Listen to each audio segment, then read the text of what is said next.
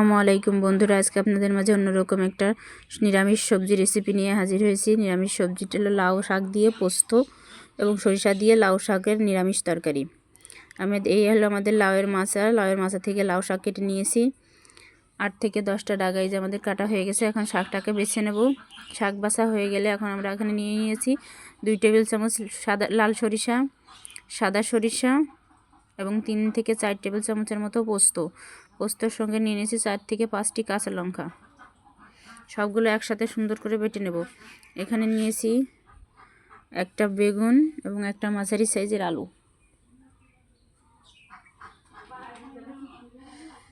সবগুলো ধুয়ে নিয়েছি, এখন সবগুলো তেলে ভেজে নেব। বেগুনগুলো আগে ভেজে নেব।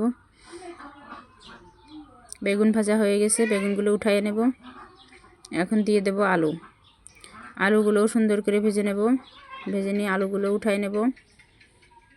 এবার দিয়ে দেবো এই একই তেলে 4 থেকে 5টা কুমড়ো বড়িগুলো ভেজে উঠাই নেব। এবার দিয়ে দেব একই তেলে 1/2 চামচের মতো পাঁচফোড়ন এবং 3টা শুকনো লঙ্কা দিয়ে সুন্দর করে ভেজে যখন একটা পাঁচফোড়নের একটা ঘ্রাণ বেরোয় যাবে, তখন আমরা শাকগুলো দিয়ে দেব।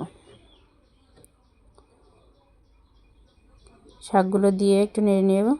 শাকের মধ্যে এখন আমি দিয়ে দেব আর একটু সরিষার তেল, অল্প আরেকটু সরিষার তেল এবং 1 চামচ লবণ, 1/2 চামচের মতো হলুদের গুঁড়া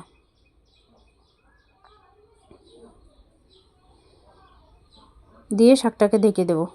5 মিনিট পর শাক থেকে যখন পানি বেরিয়ে যাবে, তখন দিয়ে দেব বেটে রাখা সমস্ত মশলাগুলো এবং ভেজে রাখা সব সবজিগুলো। সব কিছু দিয়ে আবার সুন্দর করে নেড়ে আবার ঢাকনা দিয়ে ঢেকে দেব 5 মিনিটের জন্য। 5 মিনিট পর ঢাকনা খুলে আবার একটু সুন্দর করে উল্টে পাল্টে নাড়িয়ে নিয়ে তরকারিটা সুন্দর করে আমরা কষাই নেব।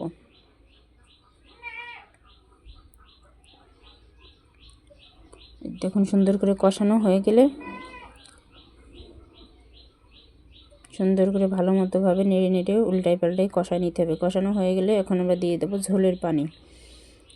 এই অবস্থায় যখন আসবে তখন ঝোলের পানি দিতে হবে।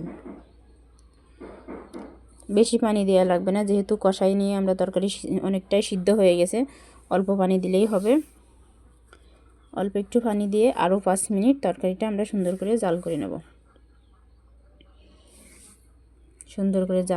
একটু 5 মিনিট পরে তরকারিটা খুলে একটু নাড়া দিয়ে দেব। ঢাকনা খুলে তরকারিটা যখন এরকম মাখা মাখা হয়ে আসবে, তখন আমরা বাটিতে নামিয়ে নেব। বেশি ঝোল রাখা যাবে না, মাখা মাখা হবে।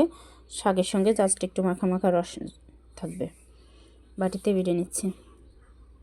এটা গরম ভাত কিংবা রুটি দিয়ে খেতে খুবই মজা লাগবে।